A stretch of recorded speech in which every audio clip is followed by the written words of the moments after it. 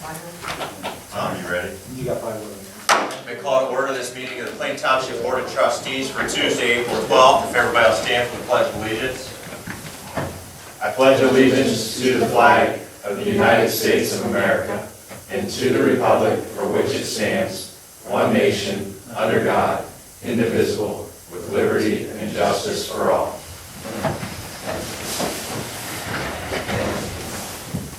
We do have before us our agenda. Are there any additions, deletions, or corrections by fellow trustees or department heads? I have 2, sir. Okay. Parks Board,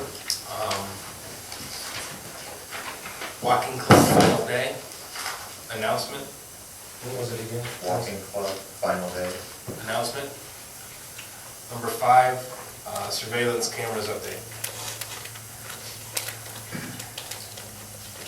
Are there any other additions, deletions? Yes, Mr. Chairman, I have one. Number 8 would be Endro update. Okay. Do we have any other? The agenda will stand as amended. And with that being said, we don't have anything for the sheriff's report. Is there anybody in the audience that has anything for our sheriff's office representative? I do not. Okay. Present or unfinished business, there's nothing. That will take us to new business. And I'm going to turn that over to our administrator, Mrs. Campbell. Thank you. Here tonight we have Mark Adams from the Canton City Health Department, who is going to address the issue we've had from some residents with Case Farms. 1 second. Wasn't that individual here? She was going to be here this evening. She knew the meeting. Yeah. She didn't watch the video. Okay. Yeah, she knew, it was starting at 6, so. Sorry, just, it should be coming, right when you're done, it should be in here, you watch. And that's okay. Trustees and distinguished guests, it's a pleasure to be here. I'd like to answer any questions that you have. And with the complaint, I'm not specific on exactly what the complaint is, but I can guess about what it's about. So I didn't know if I had to tell you my address or anything like that. No, you're on behalf. The Canton Health Department has 2 different divisions that would be concerned with the Case Farm, and we're going to be, I guess we're discussing the Case Farm odors that are produced at times depending on their operation and what it is that they're doing within their operation. The 2 divisions that are concerned with it are Air Pollution Control Division and the Division of Environmental Health. And I head the Environmental Health, and the Division of Air Pollution Control is headed up by someone else. The complaints that normally would come in if the odor gets really bad would, in history, with any type of company, they first get investigated or vetted through air pollution control and under the general nuisance rules of the Ohio Revised Code. They're very hard to tie in somebody doing something that's legal but might not be the best thing or the greatest thing in the world to getting them to stop. And precedent, I've been there 22 years, the precedent that's always been set throughout the years is that we've always tried to work with that company to see if they would voluntarily change certain things. We've been one of the first companies that we worked with was Renner's Meat Rendering, and they stopped taking in, oddly enough, roadkill and everything else, and that kind of cut down on the odors back then, but we couldn't really make them do it. And that's through the Air Pollution Control Division. We really couldn't make them make those changes. We couldn't make them come in at 4 in the morning, but they did. There have also been other companies, and even a government operation, the sewer plant that was in Massillon, if you drove down 21 for a good period of time, horrible odors. But we at Air Pollution Control could not go over there and say, you have to go do this voluntarily, this is the best way to be a neighbor. And in the case of Case Farms, fast forwarding through many other companies and getting to the Case Farms issue, we have, of course they would argue that they're being a good neighbor, and I've been in that neighborhood, and that's not being a good neighbor. So we had a discussion late summer, early fall, between Air Pollution Control and myself. They said, we're running into an impasse. We're having it's difficult because we can't really, we're asking them what to do, and we really can't get them to voluntarily comply or change to be a better neighbor. And in this case, we have that jurisdiction because they're still in the city limits, but they're in this little alcove surrounded by Plain Township. So we have both Canton residents and Plain Township residents that are having an issue with it.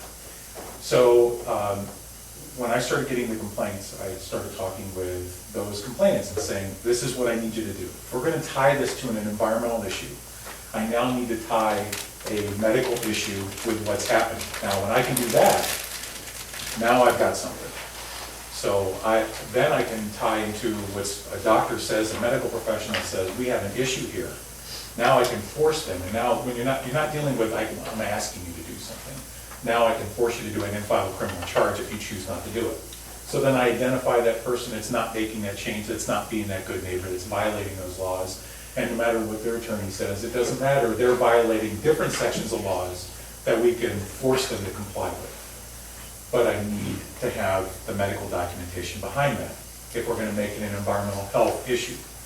So I've asked those neighbors that when they walk, the complaint normally comes to me that says that it's so bad that I vomit when I come outside. I'm like, well, if I vomit, I go and I see a doctor. So I've asked each person to do that, and I've only received 2 calls. Did you go to a doctor? Did you get any medical documentation, any way that you're that sick? If it's causing you to be that, I need something. And I haven't gotten anything from, but of course it's winter, from when I first started talking to people in November to now. I haven't gotten those things. They haven't, but I've been letting them know. So I would ask the same thing of Plain Township residents that are experiencing that if I can make this, and I need to make it a solid case, an environmental health case, forget about it just smells bad. Now I'm tying a medical issue with that odor. Well, they're going to have to comply then at that point. So you're saying, especially this summer, people are out there walking and they get very ill, or maybe it triggers their asthma, or see their medical physician. Yeah. Get medical documentation that Right. it's caused from that's a trigger that's making them ill, and get it to you so you have hard facts that can Right. then build a case. Yeah, the doctor won't even say it's caused by this odor. Right. But the doctor will have medical documentation that they'll put together that says this person came and saw me for this. Okay. I'll make the tie-in. Okay. That way I'm going to look at times, I'm going to look at what their operation is doing. Okay. I'm going to look at were they bringing in offal or offloading it? Did they not clean something up? They have to keep those records. That tie-in I can make. The circumstantial evidence would be there to be able to help me support it. But if I've got somebody that's ill in the upper northeast, but we had a northeast wind, it didn't come from there. So that's why it's very important that a person just doesn't call me and says, it smells bad today. Okay. Smelling bad is that's not gonna work. That's not gonna end up doing anything. They're not violating any zoning rules, they're just not being a good neighbor with it. But, and that's the air pollution control side. I don't need to worry about whether it smells good or bad. I need to worry about if what they're doing is causing adverse health reaction in those people, because then that's something that I can deal with. So this has always actually worked. We use this with mold, and because mold's one of those iffy things where somebody will call and say, I'm being evicted by my landlord, but although I didn't call you all these months that I've been in here living in mold, there's a bunch of mold in the house. Have you saw a doctor? I mean, where a health department can't normally do something about just mold because it doesn't bother everybody. Sometimes it bothers people, sometimes it doesn't. If a doctor tells me that I'm really seeing this person and they've got a lot of issues because I think it may be because of the mold, that house, I can force the abatement in that house. You don't have much of a prayer to say no then at that point. I'm not saying I need a ton of people.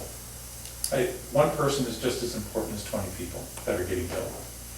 So, but I do need some documentation, so that way I can cross-check what's happening with their health, with what the operation they're doing. And I go back to the mold example for a good reason. We used to just go out and blindly do mold investigations. And if I didn't find that it was Stachybotrys or Penicillium or Aspergillus, they wouldn't do anything. If it wasn't usually 3 molds that are associated with disease, and I'd always say, no, but the mold is still a problem. It shouldn't even be in your house. So I can't really say that with this odor in this part. I wish I could get them to stop it voluntarily. They're just not going to do that. We have talked with other operations and people within their corporate offices. We're trying to gather as much information about their operation. I guess this is actually a small one compared to what else they've got. So we're wondering what the holdup is with this. So they're not really forthcoming with a lot of information. But when I get the calls, I go out and I sit on the one street. That gives me a good direction about this area. And I roll down the windows and I wait for it. So, and that will still do. Whenever I get the calls, they can still call me. But I'm going to ask them that if you're sick, I want you to go see a doctor, if you're sick. So we need to fix that too. So. Through your experience, do you know if other states who have poultry industries, do you know if there's any neighborhood surroundings that have become sick from it? No, I don't. And not from, but I do know of where investigations were done, and usually what it's become is either a class action or ordinances that have been created to combat that issue. So it's not a far cry from, at some point, somebody saying, they were gonna put a farm about 5 years ago in downtown. They were gonna do it in the southeast part of town by Slesniks. And they said, wait a minute, you're gonna smell that. And I remember they were discussing it, and it's not illegal to have farm animals in a township, in the city limits, but there was the smart thought prevailed and said, why would we do this? Well, I don't know why they allowed this type of operation to be within a residential area like this. It wasn't always this bad. But I have talked with people that have lived in that area, and the same things I hear in the last 5 years are exactly the same things I used to hear 20-some years ago dealing with that other company. Well, we just got used to it. Because as many people as I could find, to me it bothers me. In that situation, if I found one person that minded it, I found another person that really didn't mind it. So it made it very difficult on the air pollution control side where I started to do anything about it. But it wasn't also, I didn't have anybody calling telling me they were sick. They told me how uncomfortable they were. So if we treat it like I do mold or other things that are quasi-enforceable, I can make it enforceable if I've got some medical documentation.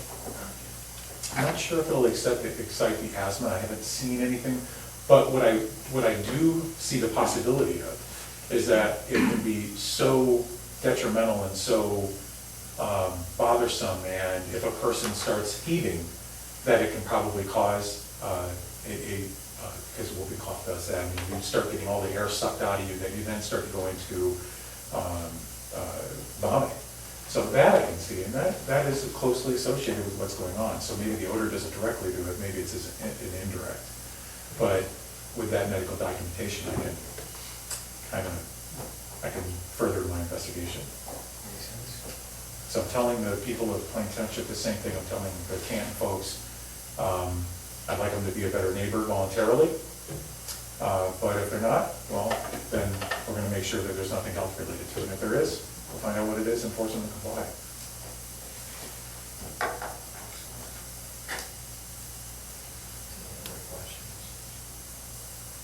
For the sake of, I do think we've got the resident here in the crowd. Sure. If you would, just state your name and address for the record. If you've got any questions for Mr. Adams, he's with Canton City Health Department. My name is Rebecca Patterson.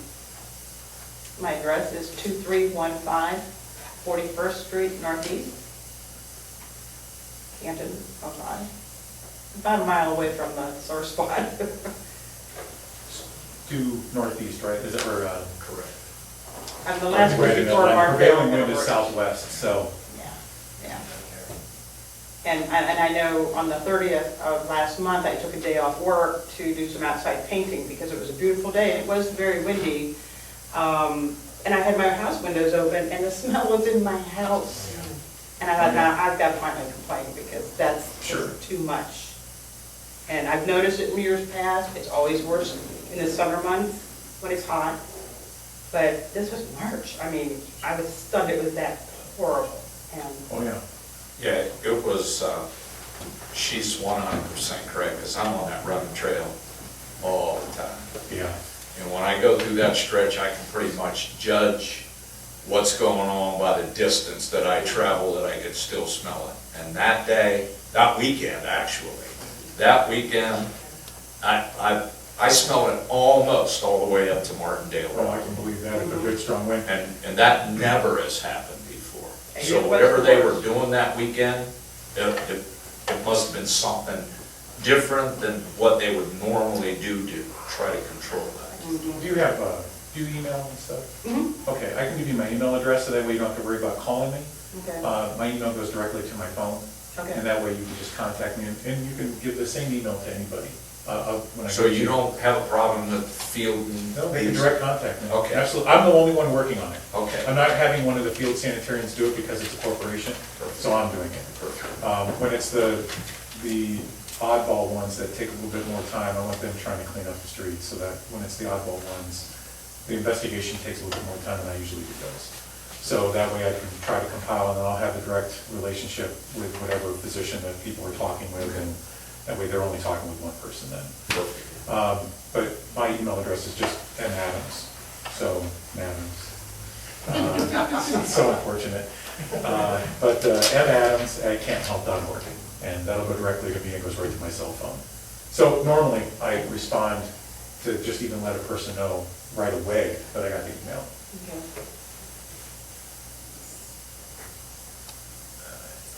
And if I could just maybe insert one more comment. I use the BP station at that corner, generally in the morning, because it's easier. But I have one relative living with me and a friend that comes over often that will not use that station anymore, Oh, yeah. because why get out and pump gas if it's going to be so noxious? And I'm wondering how many other businesses around there feel a little bit of a pull from that problem. Oh, I'm sure there's plenty, well, and because the prevailing winds are out southwest, it would be even Councilman Bill Smuckler, who's just up from Canton Hotel Supply. Right, So- right. So, this is something should be considered. Thank you. Thanks. Oh, no, you're welcome. Thank You're you. welcome. Contact me anytime. Thank you Thank very you, much. Mark. We'll see you. Good seeing you, thank you. You too. Good to see you. Okay, that's gonna conclude our new business. It will take us to our fiscal officer's report. I'm gonna turn that over to our new township fiscal officer, first meeting, Mr. Tom Wolf. Thank you. The first item on the agenda is a request for resolution by the board to authorize the payment of pending warrants in an amount of $257,929.07. I will so move. I'll second. Discussion. Roll call. Mr. Hawes? Yes. Mr. Sabo? Yes. Mr. Lino? Yes, Fiscal Officer number 2 is a request for resolution by the board to authorize payment of regular payroll. So I'll moved. second it. Discussion. Roll call. Mr. Hawes? Yes. Mr. Sabo? Yes. Mr. Lino? Yes, Fiscal Officer number 3 is a request for resolution by the board to authorize payment for the following medical claims. I will so move. Second. Discussion. Roll call. Mr. Hawes? Yes. Mr. Lino? yes, Mr. Sabo? Yes. Fiscal Officer number 4 is the financial report.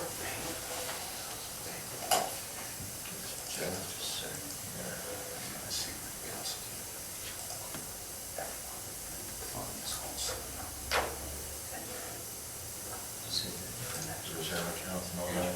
Capital accounts.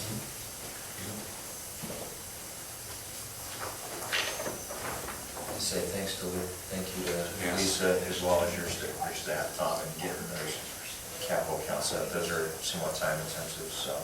Of course, and they had to work very hard. They weren't able to start on them until Mr.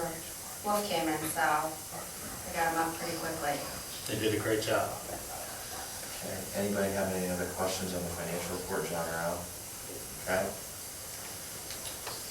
Fiscal Officer number 5 is a request we received for a liquor license transfer from Akron Food Mart Incorporated to Canton Fuel Mart LLC located at 1600 30th Northeast. It's a new business with no history, and the Sheriff's Department did not express any concerns. This is, it's where the hillside on 30th was excavated out, just west of like the chimney suite and that music. It's actually like. I think Springer and Koenig before had said it was good, as Tom said during a meeting, this appears just to be a formality of a name change, so. I would say, Pete, tell him just to go ahead and move on, there's no need to hold it based upon. No hearing? Nope. Okay. Fiscal Officer number 6 is a request for a new liquor license by Paw Paw's Top Shelf Enterprises LLC located at 4235 Middle Branch Avenue Northeast. Again, it's a new business with no history and no concerns expressed by the Sheriff's Department. This is, guys, so you oughta, if you get a chance, I mean, if you just need a quick pickup, I stopped in there last week and they opened, I think about a week and a half, 2 weeks ago. It really seemed, I mean, they're from Alabama, has moved out this way, they've done a nice job with the inside, I mean, it's a convenience store, but they've done a nice job with it, so I think they should be getting gas up if they don't already, so, any concern? No, I've driven by them a few times, and they've done a lot of work. Oh, yeah. We'll move on that one as well. Okay, no hearing. Fiscal Officer. Second. Oh, If that, have they ever had liquor there before though, so we okay with They've that? had their prior, I believe the gentleman, the Lebanese gentleman Yeah. who Did he last have had it. Yeah. Okay, because they had attempted to try to Okay, sorry, we know. create some issues and he I chased thought, them well, down. Yeah. there was never liquor. I think there's been anything in there since. Not a long time. That's been a long time. Yeah. They had it before, so I So I said. think that since the fire, I don't think anybody's been Okay. there. Yeah, I know, that's been a while. Okay, sorry, thank you. Yep. Okay. I just wanted to make sure. Fiscal Officer number 7 is a request for a resolution by the board to authorize the fiscal officer to pay the fee of $3,423 for the public official bonds required of the fiscal officer and staff of the fiscal office per Ohio Revised Code. I will so move. I'll second. Any further discussion? Roll call. Mr. Lino? Yes. Mr. Sabo? Yes. Mr. Hawes? Yes. Fiscal Officer number 8 is a request for resolution by the board to authorize the following transfers. I will so move on fiscal officer 8. Second, discussion? Roll call. Mr. Hawes? Yes. Mr. Lino? Yes. Mr. Sabo? Yes.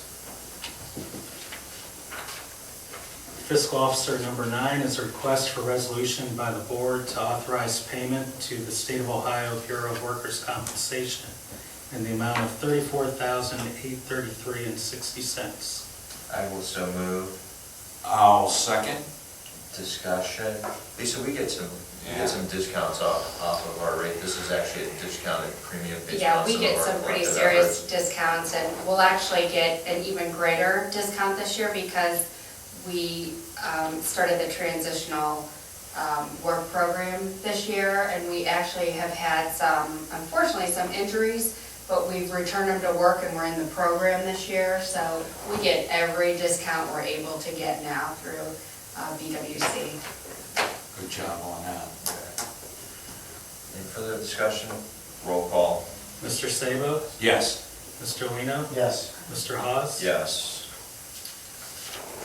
Fiscal Officer number 10 is a request for resolution by the board to adopt a Section 125 premium-only plan effective April 1st, 2006. This is a renewal. I'll move on fiscal officer 10. Second, discussion.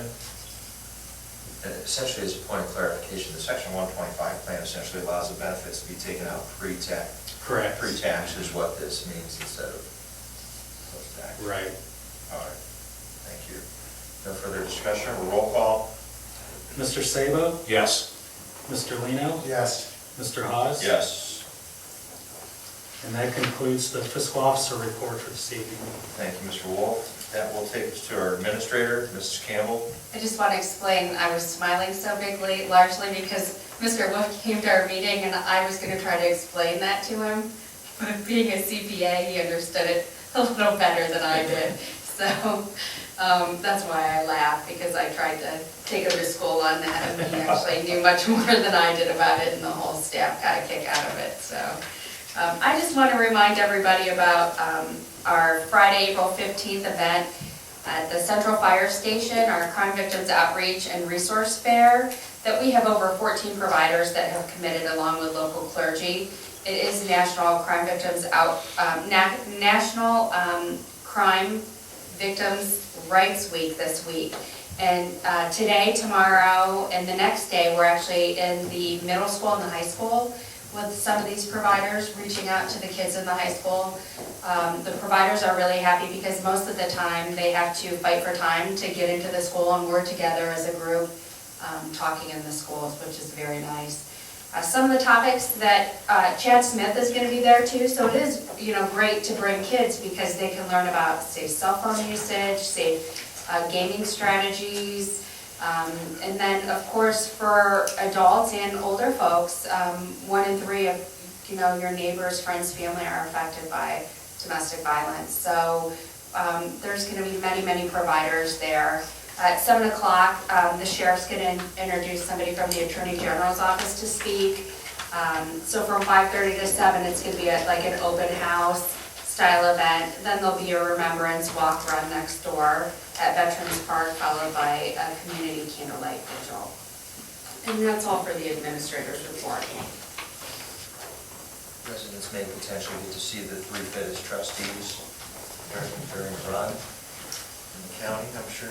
I'll just be the Lord and in the face. Absolutely.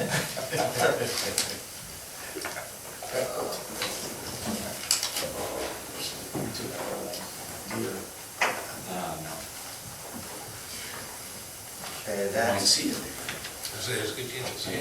that will actually conclude our administrator's report. That's Fire Department Chief Snyder. Thank you, Mr. Chairman. Item number 1 is the monthly report for March. Just on the front cover there, that was a preschool Tiny Tots program that we did on a Thursday and a Friday. The church we've done it for the past few years that they come in and Scott did a nice job going over some things, smoke detectors, fire years, did a little tour of the stations. Chief, just shooting off from the monthly report. Yes, The guys are doing, I don't know who's managing all the social media down there, Scott's doing most of but it. He and I can work it's together with it's phenomenal. I mean, everything, I've had some folks make general comments, not necessarily online, but on the side about, oh, we didn't even know you'll do, baby seat, proper installation to, updates on fire, smoke detectors, so the little things that we probably all take for granted, it's. Thank you. Yeah, Scott's been posting or getting that information out. I've been working with him for getting the information, and he's been working at it, getting it posted then. Anybody have any questions on the report? Okay. Good. Item number 2 is a resolution to purchase a Skidco evac tripod, winch, and accessories from Rock and Rescue. I will so move. Second. Discussion. Chief, if you'll just clarify what type of. It says a device for confined space. We don't have one. We've talked for years about purchasing one, and we've actually had a couple of times where we probably could have used one. We had an incident up on Apple Grove where they were extending some sewer lines a few years ago, and they weren't properly monitoring the air, and the guy collapsed in the hole. And luckily, somebody else was there to get him out real quick. Otherwise, this type of device would help us assist getting that person out of a confined area. It could be an industrial site area. It could be any of our industrial places. It could be a trench. It could be used for many things besides that. But it's one of those things that the guys, the trot team that they do training every month on, they've asked me about it, and so they put some numbers together. And they've added some accessories with it. So we'll give the busing approved for purchase of that. Any further discussion? Roll call? Mr. Hawes? Yes. Mr. Lino? Yes. Mr. Sabo? Yes. That's all, thank you. Thank you. Take us to road superintendent, Mr. Iacino. Yes, Mr. Chairman, item number 1 is the monthly report for March. And if you scroll down, you can see we included a comparison of last year's cost for snow removal and this year's cost. Did pretty good. Did not include the last 2 snowstorms we had because I already had this done before the meeting. That's still marginal. We still did good. So, I'm sorry, where's it at? Just scroll down more. Yeah. Oh, there it is.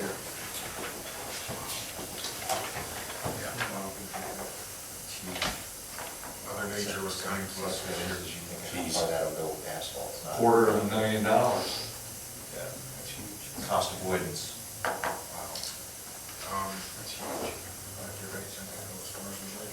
No. Okay. It will be used. All right, item number 2 is a resolution to contract with Tuscoke LLC for the 2016 crack sealing program for $24,255. I will so move. I'll second. Discussion? Roll call? Mr. Lino? Yes. Mr. Sabo? Yes. Mr. Hawes? Yes. Item number 3 is a resolution to authorize Phil Meat Company to repair both electric lifts on our big lift. It's the cylinders blew out. This cost will be shared between the road department and the fire department. There are locks on it if it goes up, but it's not worth taking a chance. That would fall down on somebody with some of the heavy equipment, moving the ladder truck, my back there, stuff like that. So move down road 3. I'll second. Discussion? Roll call? Mr. Lino? Yes. Mr. Sabo? Yes. Mr. Hawes? Yes. Item number 4 is a resolution to authorize the posting of temporary no parking signs on both sides of Clarendon Avenue and Blake Avenue between Fulton and 17th Street. Posted Friday, April 22nd and through Monday, April 25th. This is for the Canton Marathon. The sheriff requested this because there's going to be bus traffic, and traffic from the runners will be going down these roads to park, and Sheriff Lieutenant Springer requested that we do this. I will so move. I'll second. Discussion? Roll call? Mr. Hawes? Yes. Mr. Sabo? Yes. Mr. Lino? Yes. Item number 5 is a resolution to hire CivPro Engineering to provide professional services for our GIS mapping software. I will so move. I'll second it. Discussion, this is just for annual compliance. Actually, this is something new. We were able to put all our street inventory on the software, and then we can date it and color code it for when it was last page, so we can keep up to date on the computer. We can go out, do it out on the road with a laptop or something small, and keep this all up to date. Is there other information you could put on there? Yeah, You know, like speed limit? You can add layer all after kinds of layer other after stuff. layer. We Boy, just wanted to start with Yeah, this. no, that's a good idea. You can put anything you Yeah. want on there, speed signs, You'll stop have to come down to signs. Joe's office and see what's on it already. It's pretty neat. Yeah. It's pretty slick. They get our outfalls and all that mapping's on there. And all Well, that. that's kind of a one-stop shop. You just pull up the street and pretty much see the entire history. What we can do here with this software, is there anything that we can pair this up with through the county auditors? Because I know that, I think there's been some different mapping of different stuff there, and I'm just wondering how we can take all that information, if it's even possible, is normally, one, can it be done, do we know? Yeah, Two, I would think it, so. would it be of value? Because, I mean, if it's not of value, then it's not worth. Well, we had paid to do the mapping of the storm source through regional planning that was forced on us by DEP mandates. And they even, We have that on the computer already. We could add that to one program though and make this all one. So if, we could put anything on there, we could put parks on there, we could put fire on there, if we wanted to do this all together. I think we'll we could do that. slowly keep adding layers as we can manage. Keep using it, you know, and stuff like that. So, You have to kind of adjust, depending on what format that. Yeah. It's going to take, make sure that yeah. it's compatible with the app. If it's not, then so. Okay. Pretty neat. Roll call. Mr. Lino? Yes. Mr. Sabo? Yes. Mr. Hawes? Yes. Item number 6 is to authorize the purchase of culvert pipe grates frames from Marvel Supply not to exceed $3,543.74. I'll move on road 6. Second. Discussion. Roll call. Mr. Lino? Yes. Mr. Sabo? Yes. Mr. Hawes? Yes. Item number 7 is a resolution to direct the Plain Township Highway Superintendent to place the advertisement for bids for the Plain Township 2016 paving and road repair project in a newspaper published in Stark County of general circulation on April 14th and 21st, and will be opened on May 5th. I will so move. Second. Discussion. Roll call. Mr. Hawes? Yes. Mr. Sabo? Yes. Mr. Lino? Yes. And item number 8 is, we received a phone call early last week from the residents on Andrew where we had vacated, their road was vacated by the commissioners, and then the commissioners voted to reopen it, so they were contacted finally by the commissioners and Rick Flory on brief summary of their options and legal protected rights and what they were offered. I went down and talked to Mr. Rude and Mrs. Fusco, about it, and was kind of concerned about how the road was going to get realigned. So I called Rick Flory when I got back to the office. They're only going to reclaim the asphalt portion of the roadway, which is 30 feet wide. They're not taking any right-of-way or land from either resident. They're not going to repave it. They're not going to do anything but open it back up. So I asked Rick who's going to be responsible for the signage and taking down the guardrail and removing the fence. He will have somebody with the fence, but he's probably going to ask the board to do the signage, and it's going to end up being turned back over to us and remove the guardrail. Patch the holes that are in the roadway. So, what they did, the road wasn't centered when it was originally built, and Mrs. Fusco got 20 feet of it, and Mr. Root got Oh, that's why there was a 10 feet difference. of it. So that's why Yeah. they got different amounts. And the thing they're really upset is they have a lot of money in that fence, and they're only offering them very minimal money to take down that portion of the fence that's crossing the roadway. So, once they okay this, and they sign off 30 days from that, Rick Flory said will be the next step.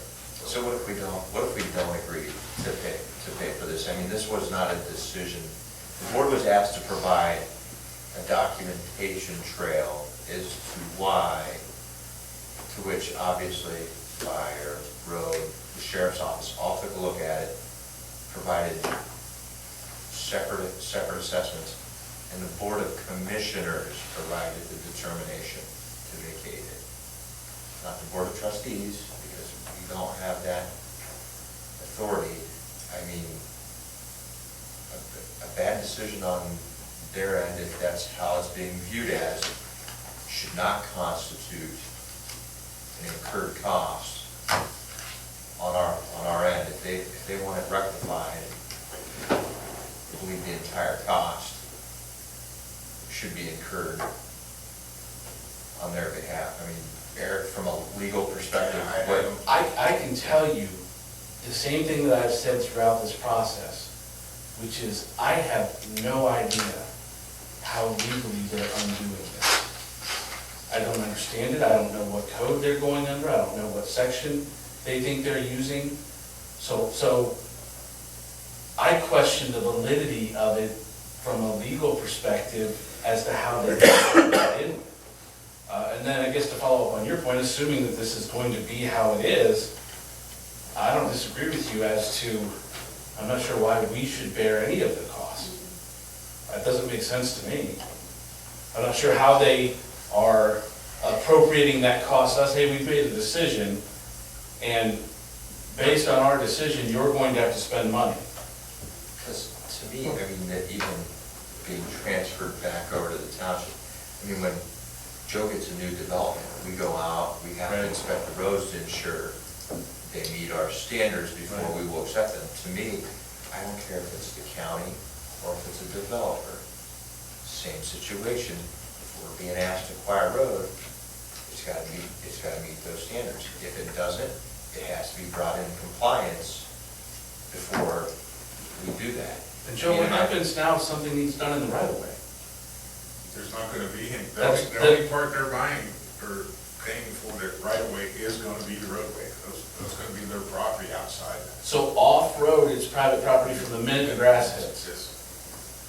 My question was, and if those residents, when this was closed and it was turned over to them, 50-50 right down the middle, if they would have tore that asphalt out and put grass and whatever there to make it yard, would the county now be going back, they'd have to rebuild that road, am I correct? To meet subdivision regulations, now they're not touching it. It must be comfortable with the assumption that it meets that regulation. Well, Don't we have some holes in without it? concrete curb and gutter, it doesn't meet that regulation right Yeah. there. I mean, that's Yeah. right there, they wouldn't let it build like this.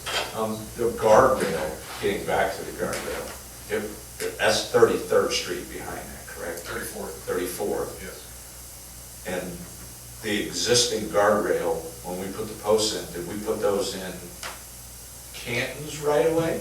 No, we put them right on the line. Oh, okay. Right on the line. All right. Because obviously, And we had to stay back from Canton. that's what I thought, so there's kind of a no person's land in there somewhere Right. that, okay. What can we do, Eric, from a legal aspect to try to understand this? You know, I'll have to look at it, because honestly, I don't understand it. I'd like to That's give fine, you as long the as we- answers. as long as we can, I'd rather not get inaccurate or unknown information. Right. Yeah, I've gotta try to figure out how they did this. So I'll look at that aspect of it, and that might give us some answer as to what our options are in the, going forward. Remember, I think they used the same procedure to vacate as to Because establish they're gonna refuse to fix the my road. holes. It's 555 How deep do those go? I mean, Okay.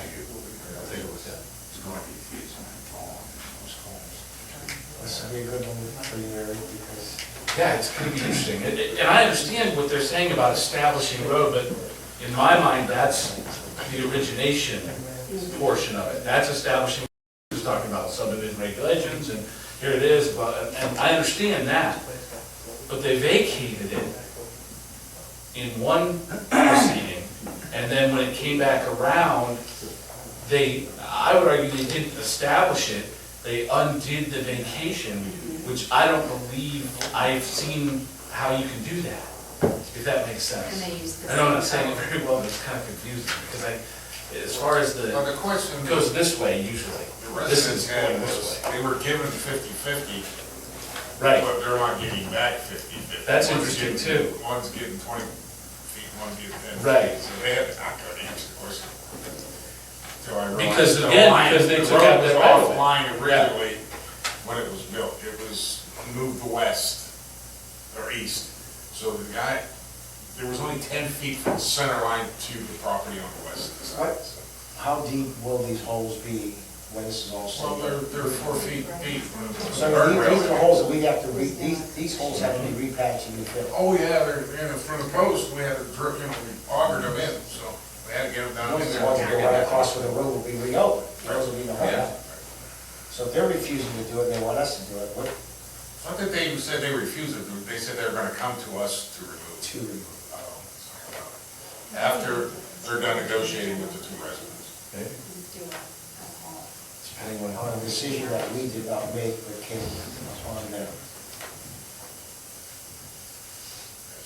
It's interesting, I'll say that. This will be a good one. If I hear anything, I'll give you. Okay, thanks. Thank you, Joe. That's the end. Zoning, and turn over to Mr. Farrar. Thank you, sir. The first item on the agenda is the department report. Everything's still going well within iWorks? Yes, very good. Very happy with it. Introducing during our zoning meeting this month, it was held here. And, I'm sorry, it's the county-wide zoning meeting. And introduced a couple more people to the program, and they're very interested.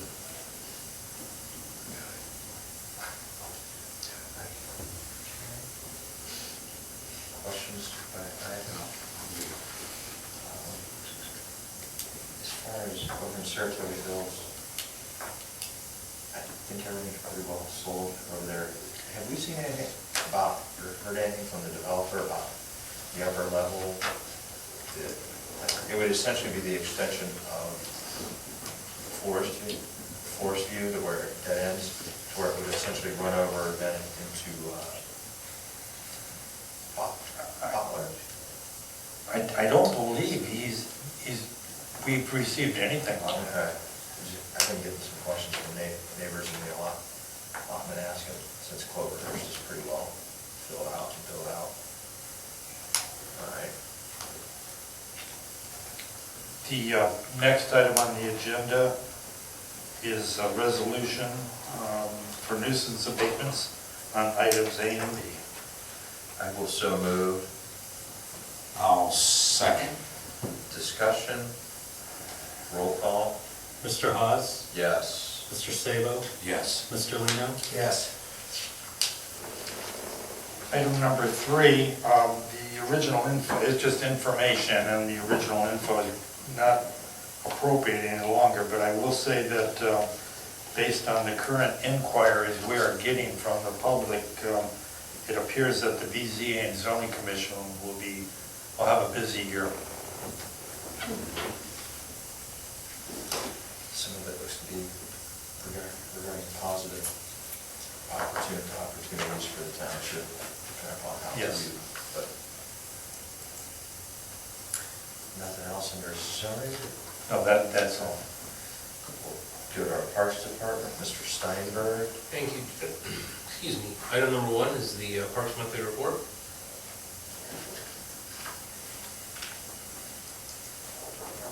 Huge props to the road department on those bocce courts.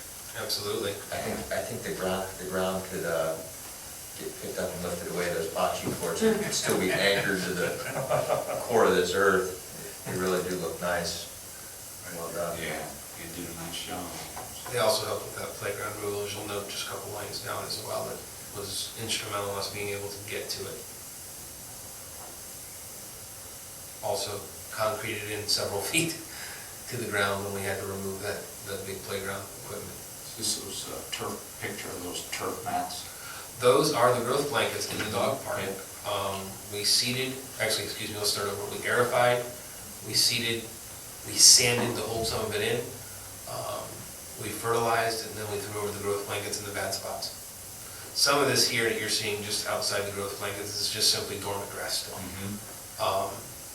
But we hit the hard and heavy hit spots well, and seeing minimal growth because of the last week's weather, but we expect with this week's weather to see a little bit more growth next week. In regards to Alpine, have we had any progress on juvenile delinquents that vandalize it? I checked with Detective Koenig yesterday. They're back to square one, looking at social media posts and working with the resource officer to see if they can identify. They seem confident that they'll certainly come upon the right people. But I think he's just doing his due diligence in the meantime to make sure that he doesn't, grab the wrong person, so to speak, not that he would. I'm just gonna ask, do we have the roller, and are we rolling those? We did. Okay, Yep, have it, rolled in. Doesn't work. We'll be over, it's fine. good, We'll be over there again tomorrow doing the same thing. good, thanks. And I know, this is, put it on concern of trustees. Keep going. Okay. I wanna bring something up. And I'll discuss Alpine a little further in number 5 that was added. Gentlemen, item number 2 is a change to the Home Rule Chapter 500, the Plain Township Park Rules and revision where it pertains to renting shelters. If you remember, almost a year ago, we passed a policy change which allowed us to charge for the parks. However, I think given the new way that we are reserving the parks in the last several years with the online system, with allowing them to reserve a year out, with the updates to the fees and making them more uniform, there needs to be some language cleaned up in the home rule just to match that current process. Furthermore, this is not any change in policy since then. We've been doing this since the change in policy last, I believe it was August or September when we made that decision. No, excuse me. January 1 of 2015 it took effect, so it would have been 2014, August of 2014 that we originally made those changes. So again, we're already doing this. It's just to clean up the language and to make the home rule more currently accurate with what we're doing in the new reservation system that we have. And I think you can see if you scroll through to the bottom of this particular resolution, there's the copy of the permit and how it would read and how it continues to read to this day. Yeah, obviously, this process has helped with things, but, I mean, would it be further benefit to the township to evaluate, not only, hey, reserving something like this online, but actually being able to pay for it online? I mean, obviously, we Yes. don't want to bombard Mr. Wolf here and run out of the gates. Oh, I disagree. Seriously, take a look at, you know, potentially That's acceptance the of question we credit. get asked all the time when people can pay online. I because- know there's legislation that allows for it, and I'm not sure if it's Perry or Jackson. I think it's Perry, actually, I mean, can accept. Not just with this, it's with all the programs. The league It's signing registrations. get people up for soccer and baseball and all of our registrations.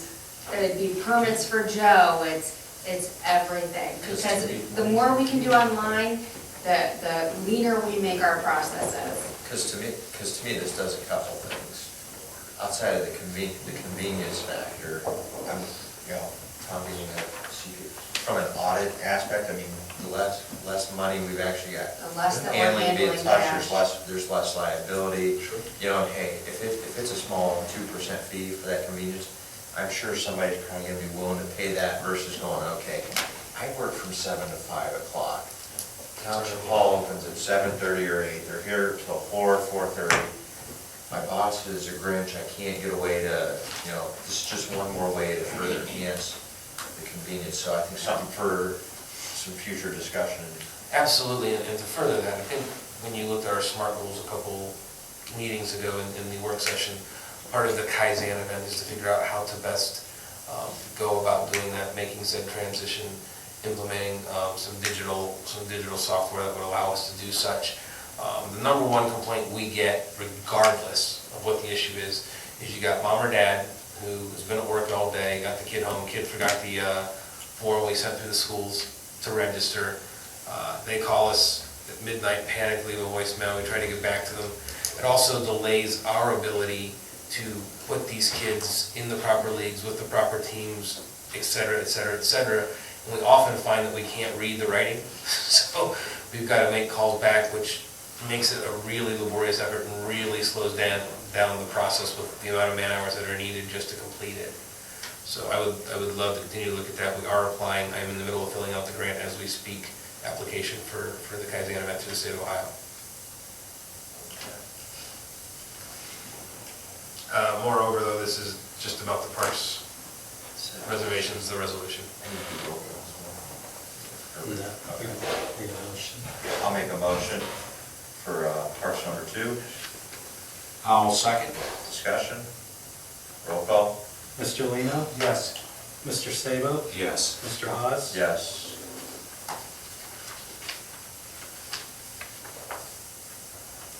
Okay, item number 3 is just a reminder and an update on our farmer's market. We're almost at capacity with vendors already. A month out, we have worked diligently and very, very hard at getting these people in. And what we've decided to do is, you see the flyer in front of you that we've utilized with social media and press releases and things of that nature.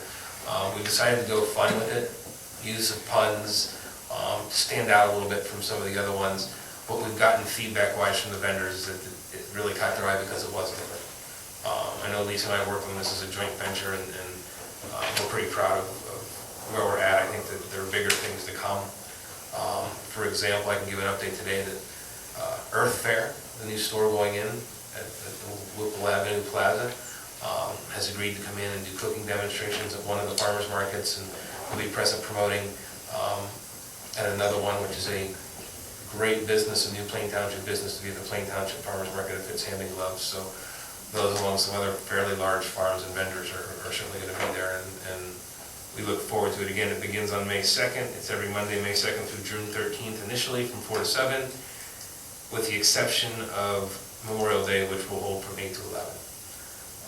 All will be held at Veterans Park, and we still have some slots available, but I would suggest if you want one, get in now, because we are literally at 1 or 2 spaces left of the entire market.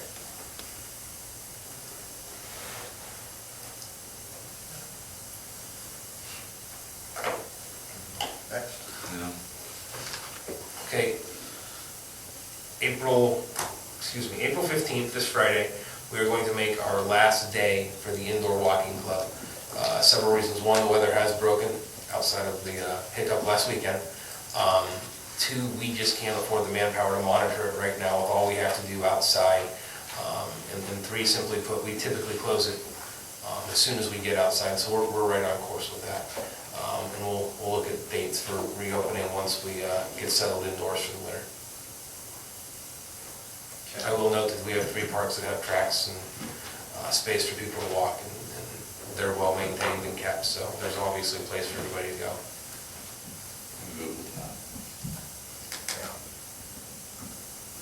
And finally, number 5, I promised a surveillance camera update. I met with Russ Morgan today again from Alarm One. He gave us a quote. The quote's very reasonable. I went over it via phone conversation about 5 o'clock with Eric Haynes to talk about if there was anything I might be missing. So we're going to go in depth tomorrow on the use of the data and the bandwidth it would take to host these, the way we would like to see them hosted, these cameras, and be able to retrieve the information. Simply put, depending upon what we use, it could take up too much of the bandwidth that the township utilizes for Wi-Fi and stuff, so we have to be careful. Further, in regards to a data plan, we want to make sure we're utilizing the right data plan for it, so that we can actively retrieve it from different locations. And we have some options there, but there are different costs involved. So we're going to dig a little deeper in that tomorrow. I had one more person I met with at the exact same day, and I left a voicemail on their phone saying, I'd really like to see the quote because it was due today. And we'll certainly, as we get a little closer, keep you informed, and eventually have a resolution for what we look at as being the most functional piece of equipment. Does this proposal or the other one that hasn't made it to you contain software capability for the board to be able to remotely view? Let me answer that in short and in longer. Yes. The Alarm One in particular has the ability to be downloaded onto any type of machine. So he can do iMac, which is iPad, laptop, cell phones. You can also do the Windows and the Droids. One of these pieces, which we have to drill down on tomorrow, would allow me, for example, when I got the call several weeks ago at 5:40 saying there was a problem at 5:15, I could have easily popped up my phone, scrolled back through the footage, and had somebody identify me. That's what it allows us to do, because the dispatch will call us. I know in several cases, unfortunately, the fire department, who had to also respond to this scene because they burned a Florida facility, also called us. So it just gives us some more real-time information, the ability to double back.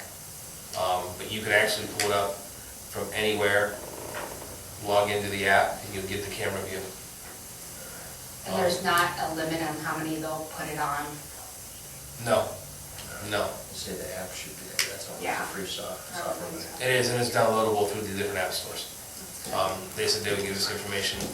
So this one did contain, he was willing to throw in complimentary, because he does work with a lot of governments, a 365-degree camera, which is exactly what it says. You can get a picture 365 degrees around this path. Now, what you won't get with 365, which is why we have the two high-powered lenses, is great vision at night. Okay, that's just downfall of it. It'll get you an image, it'll get you something to start with.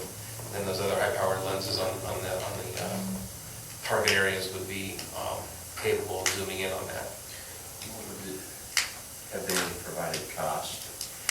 They have. We went to a fixed position with the day-night lens where essentially it almost be color during day, black and white at night, and then when it's truly dark, it becomes infrared. The high-powered cameras do that, okay?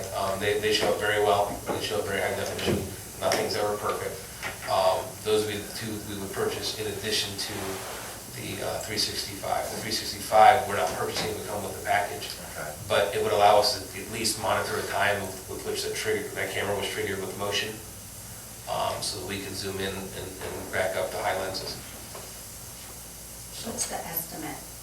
The estimate, depending upon the number of megs we go with for data and the type of router we go with, is between 2,000 and 2,600.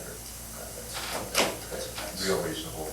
And It's and costing us more to repair their parts when they're not, you know, yeah, this way at least you, yeah, and they, we did talk about Veterans Park, as you know, in a couple areas we have some issues, and they said depending upon the strength of the signal at the fire station, we wouldn't have to buy a second router, because they would just beam the signal to the Wi-Fi bandwidth of the township, and you can still retrieve those cameras. And they have also, since we're talking about it, been contacted by David Held, and we are moving forward with both Salway and Diamond Recycling units being paid for by Start Joint Waste. Cameras. nice. That's all I got for you.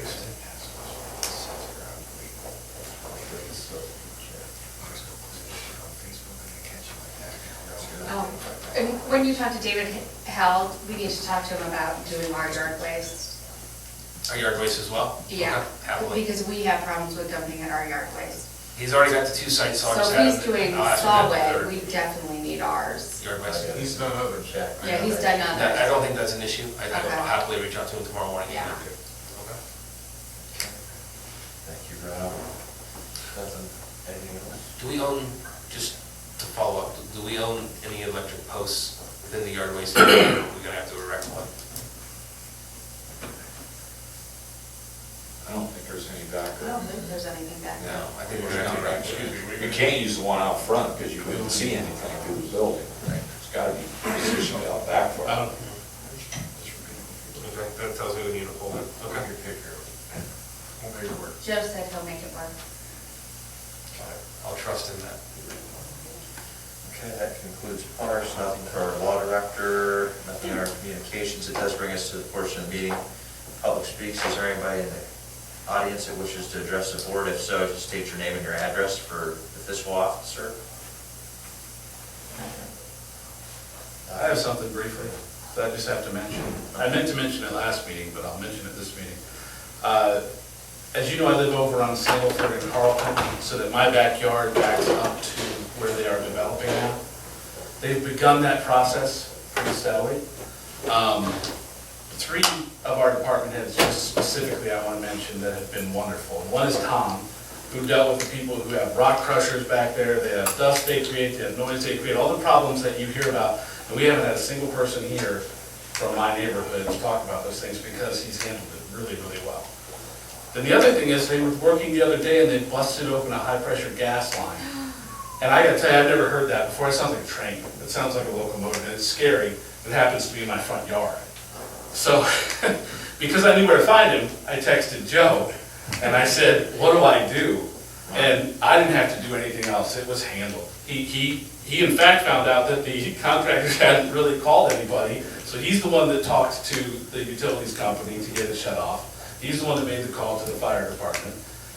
We kind of started to smell stuff. I don't know if we were being paranoid or what it was, but certainly there was an odor. So Chief's guys came out, and they were there within minutes, and they were wonderful. They calmed us down. Certainly my wife can get a little bit excited. And they calmed us down, told us everything was gonna be fine, went through the whole house, top to bottom, checked it out, made sure it was okay. So I just wanted to make sure I said that on the record, because it's been great being back in Plain Township. Thank you. It's a little disturbing that they're out there doing stuff like that without anybody else. Yeah, without a That's- permit. Need some of their pool for Dominion right now. What they hit the line with, Joe? Was it backhoe or was it a? Yeah, culvert, they or- were running water line and they hit the, along their side yard there. And What size is that line? it's huge. That gas line was a 4-inch. Is it plastic? Yeah. And I'm telling you, it was whistling. It was whistling. It was Oh, yeah. whistling Dixie. We had one on sounded like a Sunday train, night, just just like like that. Yeah, I mean, it was loud, I couldn't believe it. We have Did video they shut that of off it through the with a window. clamp? You can- Did they use hose clamp? That's how they shut the water, I clean Avenue. didn't stick They're- around. Actually, gas company got the permit. I was just actually, gas company came and dug up the other side of my yard. Yeah. And, that's where the turnoff is. Yeah. So things are going well over at 8010. Then they took out a street. Yeah, they did. On accident or? No, they destroyed it and took it. So we're doing well. They got a $3,000 gas bill. Having a good old time. Yeah, Yep. the meter kept spinning. Yeah, seriously. Is there anybody else? Crowd? Okay, that'll close out public speak. It's gonna take us to concerns of trustees. A couple things that I had here. Next week on the 21st, County Township Association meeting. As far as Richard Regula is gonna come down and provide an update on the high-speed internet project the county's been looking at. As well, on a separate point, Bob Font's gonna come and speak on Stark Parks and the Parks Trails. There's a push in our rural townships, we're probably not gonna be affected, but know that of the other 17 townships, or of the other 16, given there's 17 in total, number of them being rural, there's some concerns on pushes to take old railroad beds that are owned by individuals that are used, whether it's for driveways and so on. So there's going to be an update on Parks Trails, and we'll have State Rep Christina Hagan, I guess, providing an update as well. So I had that. Again, thanks to our team for what I thought was a great event Saturday. I mean, with the weather, I know we all I was thought it shocked. was going to be I was shocked. bad, but, good dialogue, and honestly, we really didn't have hardly any, there was 2 or 3 things, to have that type of turnout, and only 2 or 3 small takeaways for follow-up was good. I think that's something maybe in the future we look at, whether it's subject matter specific. Last one, this is probably a hot potato that I'm gonna touch on, but I'm gonna tell you, this whole Alpine Park thing's got me really beyond 50 tied. I know you have been, the parks are your baby, but we've had some great partners in our parks through contributions, whether it's certain recreation. I think the board really needs to give some serious consideration to potentially either relocating that skate park or, doing something else with that area. Because it seems to be the same underlying factors the last two to three times. I mean, what's typically found over there, I'm not gonna say it's on a regular basis, but when it's found, I mean, whether it's, just things that shouldn't be disposed of one in a park, but especially by what's young juveniles over there. What are the incidents, ma'am? I'm just looking over the last 2 or 3 years where we've had, our bathrooms flat out vandalized. I mean, But why are we targeting skateboard? That's targeting, why are we asking about But the that entire skateboard? area is always immediately impacted, and I'm just bringing that But up. I'm just saying Yeah. that, I mean, I don't care, we open up the skate park for the skates, but are we getting complaints from the kids, when they're at the skate park, are we having deputies show up there because there's things happening when they're skating, or, we should be careful if we're gonna target. I think outside of some target of the skateboard. vandalism every time that's done right on that, from genitalia to inflammatory comments directed towards our law professionals, to beer cans that we find. I mean, I can't tell you, I lived right around the corner from there previously, and I'd go back there frequently. I mean, I think it's a little disturbing when I find a beer can in the park over by there.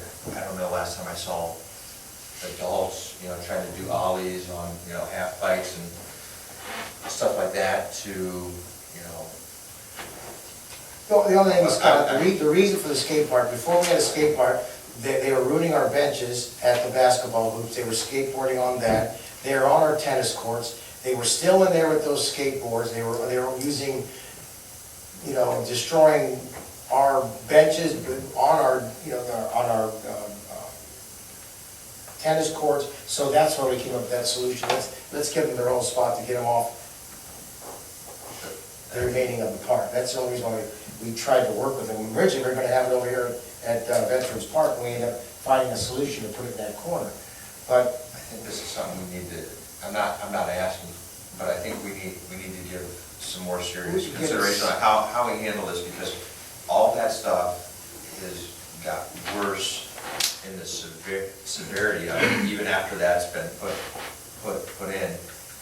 And outside of some other reported issues that have occurred in the north parking lot that our law enforcement has targeted and watched, there's some correlations between some of the folks that are over there and the incidents that have happened. So within reason, I'm just saying, over the next 6 months or a year, if this continues, I'm fully ready to propose some type of plan that. yeah, I mean, Well, go ahead. I think if we move forward with the surveillance cameras, that'll give us That an might idea help. about Yeah. activity or lack of activity. Right. If we see nobody using it, but it's attracting a place as a hangout, to me, it was built for people to use. But if Because nobody- originally we're getting, like I said, Exactly. they were destroying our benches, they were destroying our Correct. courts. These kids were still coming out there to those skate parks, and now when that happened, at least we got them off of that area and over there. But yeah, I mean, I understand, if we can prove that it's that group that's coming in and destroying our park, then yes, but right now we gotta be very careful, because we can't be targeting a certain group and saying that it's the skate park that's causing the damage. Just bring But I mean, that I'm up. open to the idea. Yeah, I'm not. Because we don't, yeah, because we're. Some activity.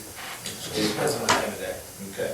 Right, You now, see you're not gonna see a whole lot during. Yeah. During school hours, you'll see a lot between 3:30 and 5:30 when kids get off school. All right. Okay.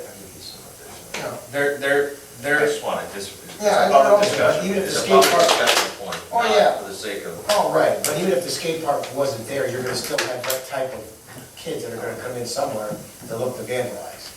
It's gonna happen. And for some reason, Alpine seems to be an attraction to whatever type of kid is doing it, but it's just vandalizing, it's just kids that are being bad and destroying township property. And hopefully, we get these cameras up, and this will be the last of it, and we'll start catching these kids. But I agree, if we're proving that that skate park has been causing nothing but trouble, and that entire area is from the skate park kids, then yeah, then I'm open to maybe that it doesn't belong, but we don't know if it's a skate park kid at this time. But I'm open to the idea that I'm if just it bringing is. it up for public Yeah. discussion, because Mhm. what's going on over there, I don't think it's just a vacuum conversation amongst us. All right, Anything else under either of my peers, Al or John? no. Concerns with the fiscal officer, anything? No concerns.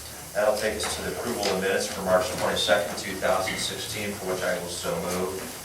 Second. Discussion, roll call. Mr. Lino? Yes, Mr. Sabo? Yes. Mr. Hawes? Yes, there is a need for executive session, so be it hereby resolved by the Plain Township Board of Trustees of Stark County, Ohio, to adjourn the executive session at 7:14 PM from this meeting is authorized under Ohio Revised Code 121.22G for the purpose and consideration of 1A, appointment of a public employer official, 1B, employment of a public employer official, 1F, compensation of a public employer official, 2B, the sale of property by competitive bid to prevent the disclosure of information that would provide competitive advantage. 4, preparing for, conducting, or reviewing negotiations or bargaining sessions with public employees. Second. Discussion? Roll call. Mr. Sabo? Yes. Mr. Lino? Yes. Mr. Hawes? Yes.